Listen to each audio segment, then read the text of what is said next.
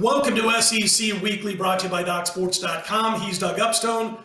I'm Scott Spreitzer. I'm wearing his UNLV jerseys today there, Doug Upstone, or Jersey, because they performed so well on Saturday night against Iowa State. I thought they deserved a little tribute. Having said that, before we jump into our SEC Weekly battle between LSU and Miss State, by the way, we got 3 videos up for SEC Weekly, so be sure to check out the other 2 if you wish. But I did want to mention, if you like the videos, folks, click on that thumbs up button. Be sure to subscribe, click on the bell. That way you don't miss any free pick videos by any of the guys on the roster over at DocSports.com. We do appreciate all of you who have done so thus far. You can also comment whether you agree, disagree with these games, and so on. So we'll be checking it out. All right, Mr. Upstone, it's LSU laying 2.5 at Mississippi State, total right around 56. And I've said this before. I'm going to start off by saying it again and getting it out of the way.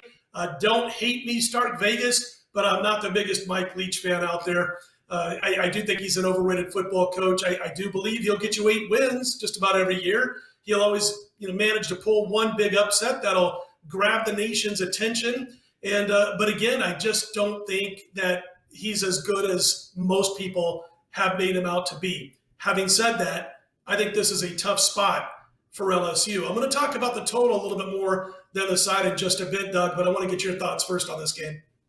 Yeah, well, before I start there, were you happy that UNLV only lost by 45? Were you expecting 50? Is that what it was? And, it's funny that you mentioned, I'll just make this real quick. Back in the 90s, first time ever I went to a Northwestern game. And this was before Northwestern, it might have been somewhere in that neighborhood. Anyways, Northwestern was always bad. And so sitting around, there was maybe, 18,000 people there for the game. And the thing that was funny to me about it is that you could hear different people talking because you're so, there's nobody in the stands. And everybody had their war story about how bad Northwestern lost when they were at a game. And I never forgot that. So when you mentioned that about UNLV, first thing that came to my mind. So, okay, let's get to the SEC. I'll just say this, Doug. I'll just chime in. Yeah. I'll chime in and say this. I enjoyed it because it was at Allegiant Stadium, which is where the Raiders play, the new stadium in Vegas, which is unbelievable. Best stadium I've been in so far. I haven't been in SoFi in LA yet, but best stadium so far. But there were 35,000 fans, and 25,000 of them were from Iowa State. And when they were going crazy and yelling how great they are because they've won so many national championships, I was able to yell out, how about them Hawkeyes? And, most of them laughed. Anyway, there you go. Back to you, LSU State. All right. So in this SEC game, the line actually came down towards Mississippi State. Like I said, I saw 3.5 or 4 with LSU as favorite. Now it's under 3. So I think that sort of changes some of the dynamics here. Now these teams in the past, Scott, which you're well aware of, have been primarily more running first teams. Passing sprinkled in, the number of quarterbacks that were great on these teams, not so much. There were some good ones for sure, but not great ones. And but now the transition has been 180 degrees towards passing. LSU is 119th running the ball because their offensive line isn't very good and they can get pushed around. And by design, Mississippi State is last in NCAA football in rushing the ball, which is, like I said, 100% by design. Now, in terms of what the defenses can do, the LSU defense can create pressure, but I think the Mississippi State quarterback, Rogers, he can negate some of that because the offense is predicated upon getting rid of the ball quickly, making a read, get the ball out. Now, conversely, the Mississippi State defense, though, it's actually a little bit underrated here coming into this game because they're number 1 in the SEC in third down defense. So I think that's something to keep in mind, for this game, getting enough 3 and outs. Now, LSU has won 25 of the last 29 games, and they lost last year against the spread. And so with and looking at their history, the last time LSU failed to cover the spread 2 years in a row against Mississippi State was 1991. So, Scott, I'm going to go on the side of history here, and I'm going to take LSU minus the 2.5. And as Lee Corso would say, just by this much.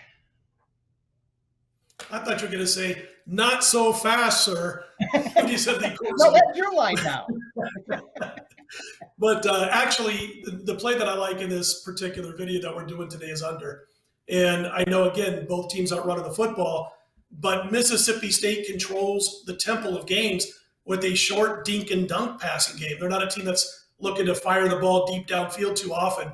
And so they're kind of extended running plays, if you will, when it comes to Mississippi State with a lot of those dink and dunk passes. I think you're going to see the clock moving in this one. I think the game stays under 56. But I do have to tell you that I do lean the other way.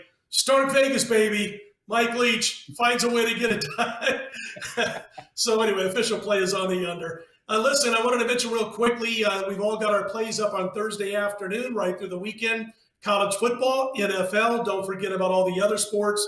I know, Doug, you've done well. I'll let you tell everybody in just a minute how well you did last weekend. We've now gone 17-8 our last 2 weekends with all sports, 25 games, over 67%.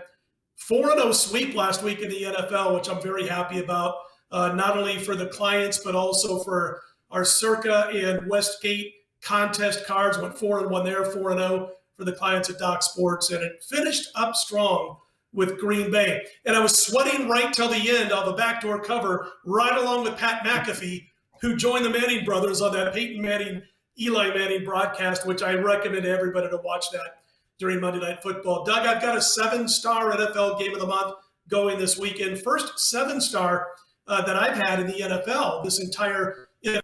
We're 71% so far in the NFL. Going back to last year now, 32-15 run, what you got going this week. And again, I'm pretty sure from what I saw on Twitter and all that good stuff, that you took no prisoners this last week and you did quite well. Yes, it was a very good week, and it's been a nice stretch since, now this is all sports, but since September the 8th, 25-7. Okay, I'll just let that speak for itself. Don't need to brag about it or anything like that. It speaks for itself. Going back, what's that? What? I said you just did. I'm just saying. Well, the number speaks for itself. Okay, I'll leave it at that. So looking ahead, for football, big play this weekend. I'm going to have a 6-unit play in college football, and so far, if you include week 0, every big play that I've had, I've hit. Okay, last week was a 7-star play, so that was a winner. So things are going very well, Scott. I'm looking forward to this college football weekend to deliver the goods yet again. Let's stay hot, brother. Check out Doug's work over at DocSports.com on his Handicappers homepage and on my Handicappers homepage at DocSports.com. And that $60 banner you see up above, you get a free $60 account if you're not yet a member at DocSports.com. Click on the link below the video, get yourself set up, and you can use those free $60 on any of Doug's daily plays, any of mine, anybody else on the roster at DocSports.com. Best of luck, my friend. And folks, check out those other SEC videos this week. We are DocSports.com. Let's put them in the win column.